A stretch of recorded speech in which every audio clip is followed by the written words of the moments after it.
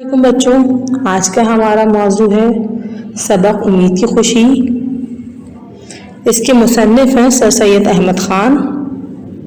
سر سید احمد خان کے بارے میں آپ لوگ کچھ تھوڑا سا پڑھیں گے۔ سر سید احمد خان دہلی میں پیدا ہوئے۔ والد کا نام سید محمد تقی تھا۔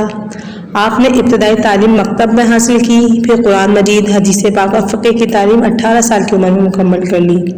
اس کے بعد منصفی کا امتحان پاس کر کے بحیثیت منصف ملازم ہو گئے اور ترقی کرتے کرتے جج کے عہدے تک پہنچ گئے۔ آپ نے اپنی ادبی زندگی کا آغاز اپنے اخبار سید الاخبار سے کیا۔ مسلمانوں کے اخلاق کی اصلاح کے لیے ایک رسالہ تہذیب الاخلاق نکالا، نیز مسلمانوں کی تعلیم کے لیے علی گڑھ میں ایک اسکول قائم کیا جو ترقی پا کر ایک عظیم الشان یونیورسٹی بن گیا۔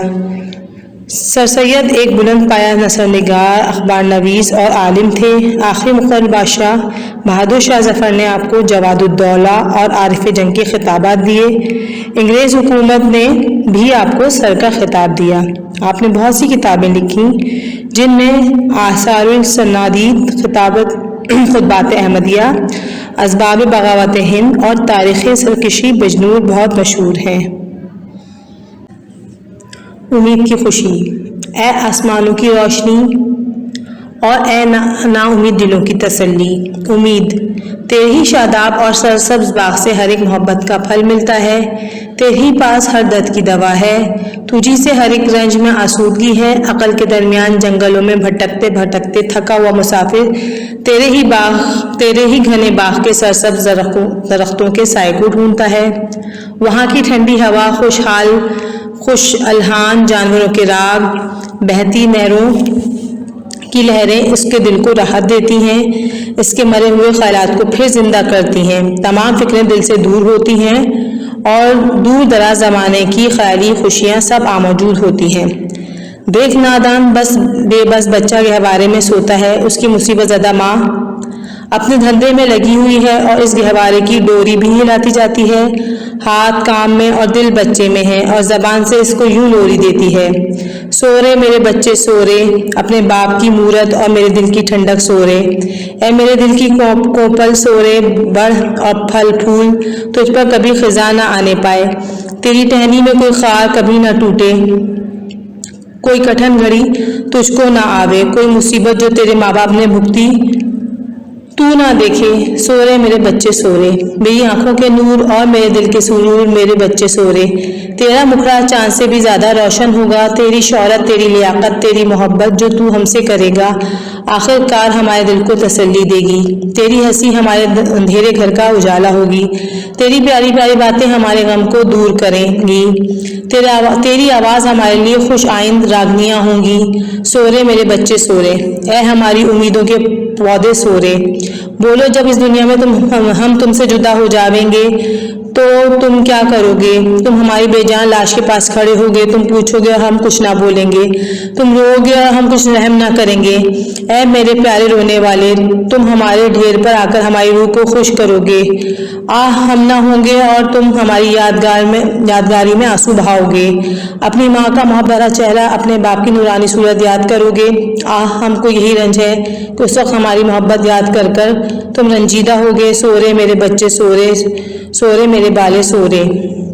یہ امید کی خوشیاں ماں کو اس وقت تھیں جب بچہ غوغا بھی نہیں کر سکتا تھا، مگر جب وہ ذرا اور بڑا ہوا اور معصوم ہنسی سے اپنی ماں کے دل کو شاد کرنے لگا اور اماں اماں کہنا سیکھا، اس کی پیاری آواز ادھورے لفظوں میں اس کی ماں کے کان میں پہنچنے لگی، آنسوؤں سے اپنی ماں کی آتش محبت کو بھڑکانے کے قابل ہوا، پھر مکتب سے اس کو سروکار پڑا، رات کو اپنی ماں کے سامنے دن کا پڑھا ہوا سبق غم زدہ دل سے سنانے لگا، اور جبکہ وہ تاروں کی چھاؤں میں اٹھ کر ہاتھ منہ دھو کر اپنے ماں باپ کے ساتھ صبح کی نماز میں کھڑا ہونے لگا اور اپنے بے گناہ دل، بے گناہ زبان سے، بے ریا خیال سے خدا کا نام پکارنے لگا، تو امید کی خوشیاں اور کس قدر زیادہ ہو گئیں۔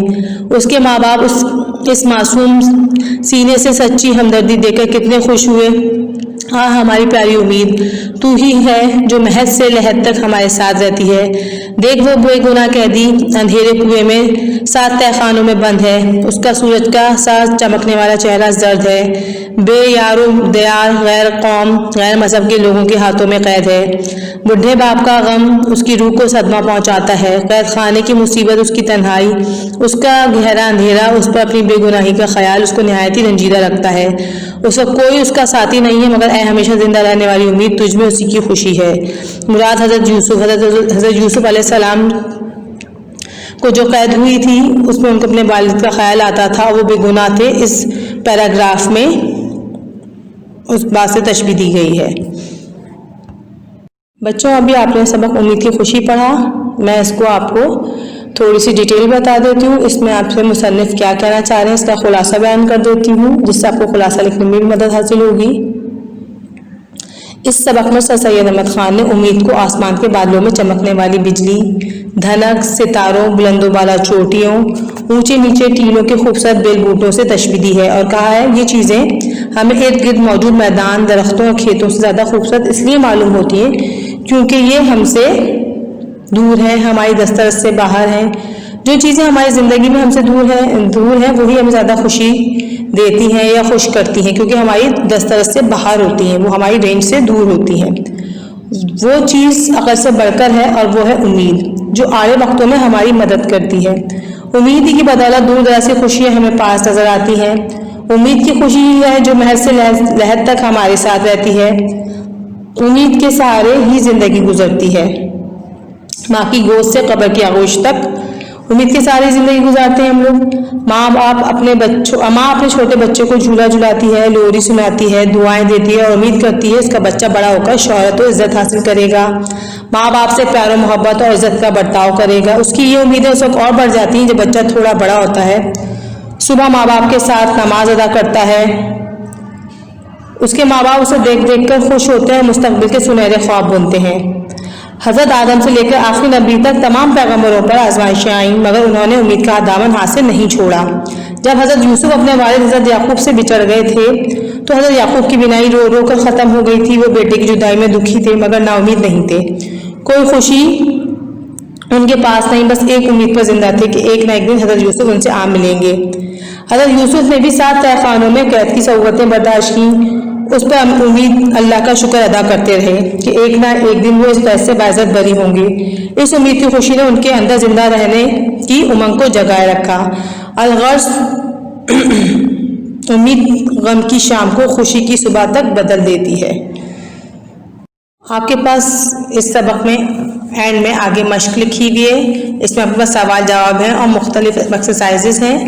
سوال نمبر 1 ہے درج ذیل سوالات کے جواب دیجیے۔ اس میں الف ہے مصنف نے امید کو خوشی کیوں قرار دیا ہے، ب ہے ماں بچے کو کیا لوری دیتی ہے، جیم بے گناہ قیدی رنجیدہ کیوں تھا، دال امید ہماری زندگی میں کیا تبدیلی لا سکتی ہے، ہے آپ کی کون سی امید آپ کے والدین کے لیے خوشی کا باعث ہے۔ اس کے جوابات آپ کو لکھنے ہیں۔ اس کے بعد سوال نمبر 2 ہے سبق کا خلاصہ لکھیے۔ سوال نمبر 3 ہے درج ذیل الفاظ اور تراکیب اپنے جملوں میں استعمال کیجیے۔ محنت کا پھل، محنت کے پھل کے محنت ہے، محنت مشقت کرنے کے بعد جو آپ کو اجر ملتا ہے، پیسوں کی صورت میں کسی بھی صورت میں محنت کا پھل ہوتا ہے۔ آتش محبت یعنی شدت کی محبت جیسے ماں اپنے بچے سے کرتی ہے۔ درد کی دوا کسی بھی مشکل میں کسی کے کام آنا، کسی مشکل کو حل کرنا، اس کے درد کی دوا کرنا۔ خوش الحان یعنی خوبصورت آواز، سریلی آواز، ماں اپنے بچے کو جو لوری سناتی ہے وہ اس کو ہمیشہ یاد رہتی ہے، وہ اس کو کانوں میں خوبصورت آواز بن کے گونجتی رہتی ہے۔ بیریا خیال جس میں دکھاوا نہ ہو، کٹھن گھڑی مشکل وقت۔ پھر اس کے بعد ہے آپ کے پاس سوال نمبر 4 درج ذیل جملوں کی تشریح ماں حوالہ سیاق و سباق کیجیے۔ اس کی آپ کو تشریح کرنی الف اور ب۔ دیکھ وہ بے گناہ قیدی اندھیرے کنویں میں 7 تہہ خانوں میں بند ہے، اس کا سورج کا سا چمکنے والا چہرہ زرد ہے، بے یار و دیار غیر قوم غیر مذہب کے لوگوں کے ہاتھوں میں قید ہے۔ بے ہے دیکھ نادان بے بس بچہ گہوارے میں سوتا ہے، اس کی مصیبت زدہ ماں اپنے دھندے میں لگی ہوئی ہے اور اس گہوارے کی ڈوری بھی ہلاتی جاتی ہے، ہاتھ کام میں اور دل بچے میں ہے۔ تمام مشق کا کام کمپلیٹ کر کے آپ کو اپنے اردو کی کاپی میں لکھنا